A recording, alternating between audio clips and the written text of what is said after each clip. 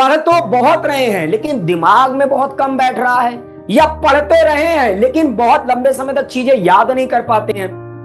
जो इसमें सबसे बड़ा चीज है वो है बेटा फोकस एंड कंसंट्रेशन।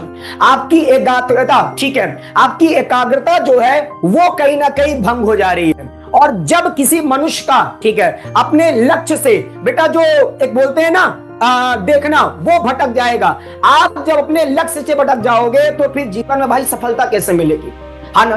टाइमिंग का बहुत बड़ा रोल है। टाइमिंग आप सबको पता है, टाइमिंग सबके पास 24 घंटे हैं, ठीक है। ऐसा नहीं होगा कि जो टॉपर होगा उसके पास 24 नहीं 48 घंटे हैं, सबके पास 24 घंटे हैं। जिसने पिछले साल नीट में टॉप किया होगा उसके पास भी 24 घंटे हैं, जो इस बार भी नीट टॉप करेगा उसके पास भी 24 घंटे हैं, सबके पास 24 घंटे ही हैं। बट कौन अपने समय को, कौन अपने रिसोर्सेस को कितने अच्छे तरीके से उपयोग करता है वही जीवन में सफल होता है, ठीक है। आपके पास भी 24 घंटे हैं जो इस बार नीट में टॉप करेगा, और मेरी तो शुभकामनाएं आपके साथ है कि आप ही इस बार भैया नीट में टॉप करो, ठीक है।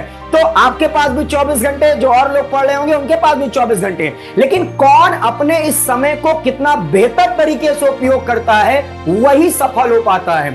तो बेहतर समय को यूज करने का सबसे आसान तरीका है, आप जब भी कोई भी क्लास करो, आपका उस समय पूरा का पूरा फोकस बस केवल और केवल उस लेक्चर पर होना चाहिए, उस टॉपिक पर होना चाहिए जो टीचर आपको बता रहे हैं। देखो, अगर आपने इस चीज को अपने जीवन में अप्लाई कर लिया, और ये एक बार भी नहीं आएगा, धीरे धीरे ही आएगा। जब भी आप कोई भी लेक्चर पढ़ें या कोई भी सेशन पढ़ें, आपका सारा फोकस उस लेक्चर, उस टॉपिक पर होना चाहिए। कौन चैट में क्या, अगल बगल क्या, कोई आपका इधर उधर ध्यान नहीं भंग होना चाहिए। आपका बस सारा फोकस उस टॉपिक पर रहे, तो यकीन मानो 90% चीज तो आपकी क्लास में ही तैयार हो जाएगी।